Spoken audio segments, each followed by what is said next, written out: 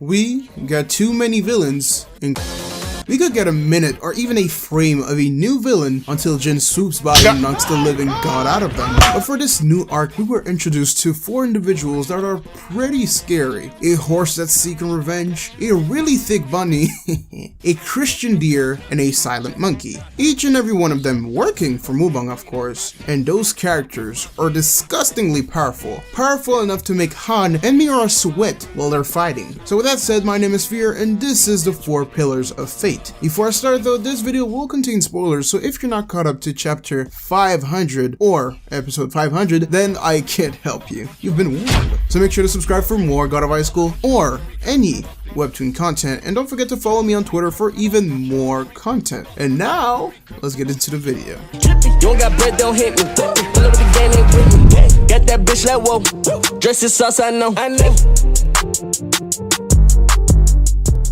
If you remember correctly, millions of years before this arc, or even before the God of High School, there was of course the Monkey King with 3 monks, including Xuanzang, and 1 character that was completely left out when you read this part of the story. So with this old cover page art done and translated by Anthony CU, can you guess which character it is?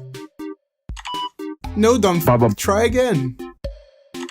Yes, the horse. As crazy as it sounds, the horse was also given to the Monkey King by the one and only Buddha. And when, you know, every single monks got in some way, well, the only one left out after Buddha's death and the Monkey King's reincarnation was Horsey, left alone without his sweet master Xuanzang. So Buddha helped them out by building up an anger that gave him the same strength than Dewi when he received the Eye of the King. And after 5.68 billion years waiting to be summoned again to kill the one and only Stone Monkey, aka the Monkey King, he is still weaker than Jin Mori. With his dragon physics and his monster looks, he was able to stand up against the king of all humans, Dewi. But unfortunately for him, after a long awaited battle between him and Dewi in episode 516, we saw how Dewi used the 4 natural forces against Ryan, Horsey, which are gravity, the weak force, the strong force, and electromagnetism, curing up half of the poor horse's body. Now, we have some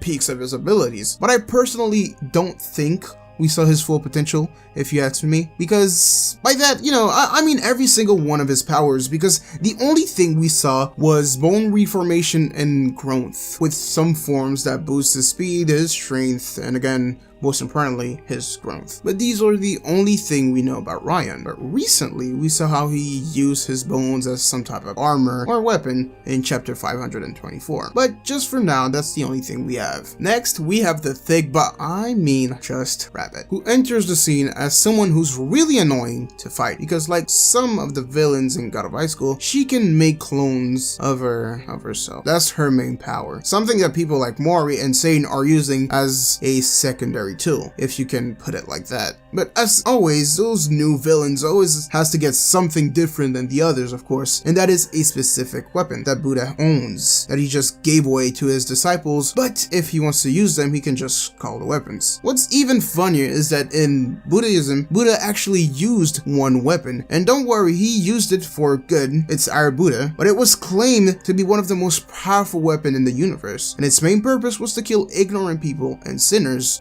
like me. But the name of the weapon was Vaihara, an indestructible item that only Buddha was using. But in God of High School universe, Buddha has more than only one weapon. We didn't see every single one of them, but we had time for 5 of them, which some of them are really specifically made for the disciples. Now, back to Little Bunny. Like I was saying, she is using a weapon that boosts all of her stats with only 1 phrase. And you'll guess the weapon by the phrase itself. Mirror, mirror on the wall, who is the most beautiful yet hideous rabbit of them all? Yes, it's a fucking mirror. But for some reason, that mirror can duplicate as much as it wants, creating thousands of mirrors, which comes out a really attractive rabbit. I'm not a furry, trust me, but she is powerful. That's it? Yes. Next, we have Deer, a weird one to be exact. What do you want? But for being religious and shit, he is really strong for a virgin with a hoodie. Trust me, with his spiritual book that can copy any move, or, you ain't ready for this one, any weapon including Yewi, Deer could be considered as a threat to the god of high school. And with those forms like deer antlers or black bunny, and the teamwork of the pillars, they could be considered as the new sins of the series. By sins, I mean the new 7 gods, kinda. Because the previous ones were kinda cool, you know? You had Zeus, Beelzebub, but you know, Dewi and Jin were here too, just like now. In the recent chapters, we saw how Jin beat the crap out of 2 pillars of fate. Deer and Rabbit. May they so rest in peace. Which was disgusting. My man just came by and violated Deer and went after Rabbit in seconds. Like you catching these equal gender hands, bitch. Just beating her up repeatedly again and again until she's dead, until she's fucking down. But last and not least, we got Monkey. See that? They know what they did. At the start, you think that Monkey will be a character that's not even relevant to the story. Because 1, he didn't do anything. Literally, he just stood there like a chair. And 2nd, he didn't say shit for at least 30 chapters. And now, all of a sudden...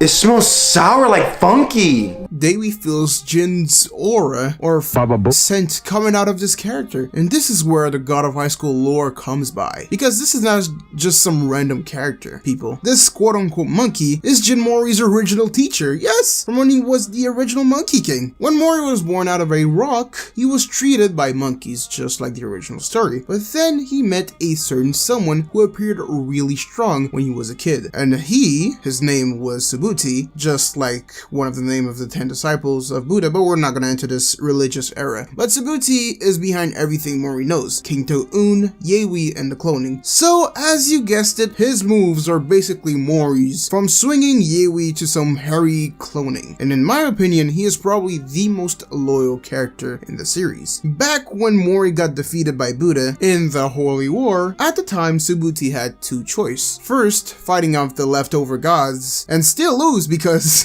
they were strong, or he could just join Buddha's disciple class. So for the protection of the Monster Kingdom and Jin, he had to join Buddha's class, and to do that he had to erase his identity completely and put a mask on, fighting for Buddha, and still have feelings for being Jin's teacher and his first father figure. So I hope you guys enjoyed this video. I know I haven't been here for a while, for at least I think a month now, and that's because of work, partying, and it's summertime, so you know, I can't help it. I wish I could work more on videos, which I will at some point, but now things are getting really tied up. Hell, you can even ask the Deviants. They will know because it's been a fat ass time since I've joined the VC in Discord. But don't worry, I have plenty video ideas coming up right now, you guys, just for you in probably another month or 2 weeks, depending on how things works. So with that said, I hope you guys enjoyed this video. If you did, leave a like and don't forget to subscribe for more God of High School or any webtoon. My name is Fear, and I will see you in the next video.